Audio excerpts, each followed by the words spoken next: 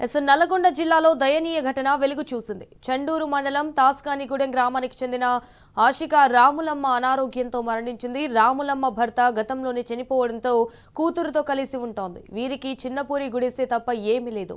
ఆర్థిక స్తోమత లేకపోవడంతో మృతదేహాన్ని తీసుకెళ్లడానికి అధికారులను అడిగి పంచాయతీ ట్రాక్టర్ను తీసుకెళ్లారు. మృతదేహంతో వైకుంఠధామానికి వెళ్తుండగా ఊరు చివరకు చేరుకోగానే ట్రాక్టర్లో డీజిల్ అయిపోయింది. దాంతో చేసిందేమీ లేక గ్రామస్తులు ఆ ట్రాక్టర్ను నెట్టుకుంటూ వెళ్లి రాములమ్మ అంత్యక్రియలు పూర్తి చేశారు.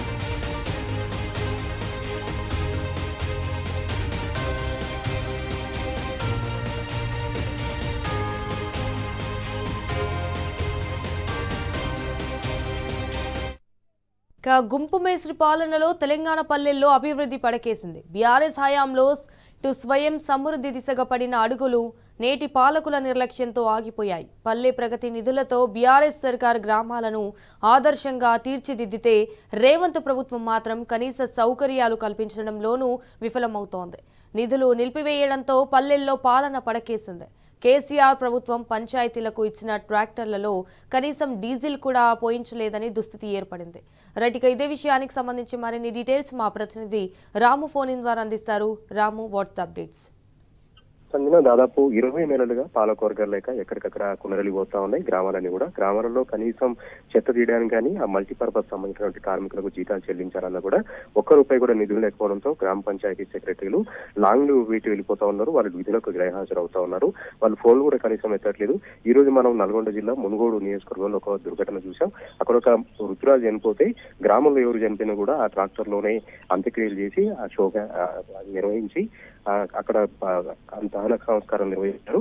కానీ ఆ ట్రాక్టర్ లో డీజిల్ లేకపోవడంతో ఆ ఉన్నటువంటి గ్రామస్తులే ట్రాక్టర్ ని నూక్కుంటూ వెళ్లి వైకుంఠధామం దగ్గర కూడా నూక్కుంటూ వెళ్లి అక్కడ దహన సంస్కారాలు చేయాల్సినటువంటి దుస్థితి అక్కడ తాస్కానిగూడెం గ్రామంలో చోటు చేసుకుంది. అదే రకంగా ఉమ్మడి నల్గొండ జిల్లాలో ప్రతి గ్రామంలో కూడా పరిపాలన అనేది పడకేసింది. మోరీలు తీసేవారు లేరు, దోమలకు సంబంధించినటువంటి పాగింగ్ చేసేవారు లేరు. కనీసం తాగునీటికి సంబంధించినటువంటి బోర్లు ఖరాబ్ అయితే ఆ బోర్లు రిపేర్ చేయడానికి కూడా ₹1 కూడా లేదంటూ గ్రామ పంచాయతీ సెక్రటరీలు అక్కడ చేతులు ఎత్తేసి అక్కడి నుంచి వెళ్ళిపోతున్నటువంటి పరిస్థితి కూడా మనకు కనిపిస్తా ఉంది. పాలకవర్గాలు లేక కేంద్రం నుంచి వచ్చినటువంటి నిధులు రావట్లేదు. రాష్ట్ర ప్రభుత్వం కూడా ₹1 కూడా నిధులు మంజూరు చేయకపోవడంతో గ్రామాలు ఎక్కడికక్కడ కూడా కళాహీనంగా మారిపోయి గ్రామాలన్నీ కూడా రూపు లేకుండా మారిపోయినటువంటి పరిస్థితి కూడా మనకు కనిపిస్తా ఉంది. కేసీఆర్ గారి హయాంలో ఎంతో అభివృద్ధి చెంది ఎంతో ఘనకీర్తిని సాధించి జాతీయ స్థాయి అవార్డులు సొంతం చేసుకున్నటువంటి గ్రామ పంచాయతీలన్నీ కూడా పల్లెలన్నీ కూడా నీరు కొనరులిపోతా ఉన్నాయి. ఇక పల్లె ప్రకృతి వనాలకి ఎక్కడికక్కడ మాడిపోయినటువంటి పరిస్థితి. అదేవిధంగా డంపింగ్ యార్డ్లు, సెగ్రేషన్ సంబంధించినటువంటి షెడ్లు ఇవన్నీ కూడా మూతబడి పడవబడి ఎక్కడికక్కడ కళాహీనంగా మారిపోయి అందవిహారంగా మారిపోయి అవన్నీ కూడా ఆ గ్రామాలన్నీ కూడా కళాహీనంగా మారిపోయినటువంటి పరిస్థితి ఉమ్మడి నల్గొండ జిల్లా వ్యాప్తంగా ఉంది. దీంతో నల్గొండ జిల్లాలో ఉన్నటువంటి అన్ని గ్రామాల్లో కూడా విష జ్వరాలు అనేది, టైఫాయిడ్, మలేరియా జ్వరాలు అనేవి తీవ్రంగా పాకింది, ప్రబలై ఏ గ్రామంలో చూసినా కూడా ప్రతి ఒక్కరు కూడా ఇంటికొకరు ఇద్దరు అన్నట్టుగా మంచానికి పరిమితమయ్యారు, మంచం పట్టారు. ఎవరు కూడా వాళ్ళని చూసేవాళ్ళు కనీసం ప్రత్యేక క్యాంపులు పెట్టేవారు కూడా లేకపోవడంతో ప్రజలందరూ కూడా విష జ్వరాలతో నానా రకాలుగా ఇబ్బందులు పడుతూ ప్రైవేట్ ఆసుపత్రుల్లో, ప్రభుత్వ ఆసుపత్రుల్లో యూనియన్లు కడుతా ఉన్నారు. ఎక్కడ చూసినా కూడా జ్వర పీడితులు మనకి ఎక్కువగా మనం కనపడతా ఉన్నారు. ఈ విధంగా పల్లెలన్నీ కూడా రూపుదప్పాయి, కళలన్నీ కూడా కళదప్పాయి. ఎందుకు ఈ దుస్థితి వచ్చిందంటూ కూడా గ్రామస్తులందరూ కూడా వాపోతున్నటువంటి పరిస్థితి. కనీసం సర్పంచ్ ఎన్నికలు కూడా పెట్టలేరా అంటూ కూడా గ్రామాల్లో ఉన్నటువంటి ప్రజలైతే ఆగ్రహం వ్యక్తం చేస్తూ ఉన్నారు. సర్పంచ్ ఎన్నికలు పెడితే పాలకవర్గాలు ఉంటే రాష్ట్ర ప్రభుత్వం ఇవ్వకపోయినా కేంద్ర ప్రభుత్వం నుంచి కొంత నిధులు వచ్చేది, ఆర్థిక సంఘం సంబంధించిన నిధులు వచ్చేవి. ఆ నిధులతోనైనా సరే కొంత పైన పనులు చేసుకోవచ్చు. కానీ పాలకవర్గాలు కూడా లేకపోవడంతో, పట్టించుకున్నారు లేకపోవడంతో పల్లెలన్నీ కూడా ఎక్కడికి వేసిన గొంగలు అక్కడే ఉన్నట్టుగా ఉంది. ట్రాక్టర్లు అయితే మనం చూసాం, గ్రామానికి ఒక ట్రాక్టర్ ఆదేశాలు ఇచ్చారు కేసీఆర్ గారు. దానికి సంబంధించి ట్రాలీ కూడా ఇవ్వడం జరిగింది. వాటిని మెయింటెనెన్స్ చేయలేక, దానికి ఈఎంఐలు కట్టలేక ట్రాక్టర్లన్నీ కూడా పడవబడి వాటి గాలన్నీ కూడా పోయి శిథిలావస్థలో ఉన్నటువంటి పరిస్థితి కూడా మనం చూస్తా ఉన్నాం. ఈ విధంగా తెలంగాణలోని పల్లెలు అయితే చెప్పుకోలేనంతగా దుర్గంధంగా మారిపోయాయి, అపరిశుభ్రంగా మారిపోయాయి. పల్లెలన్నీ కూడా గుళ్ళు ఉంటా ఉన్నాయి Sanjana. All right Ramu, thank you for the updates.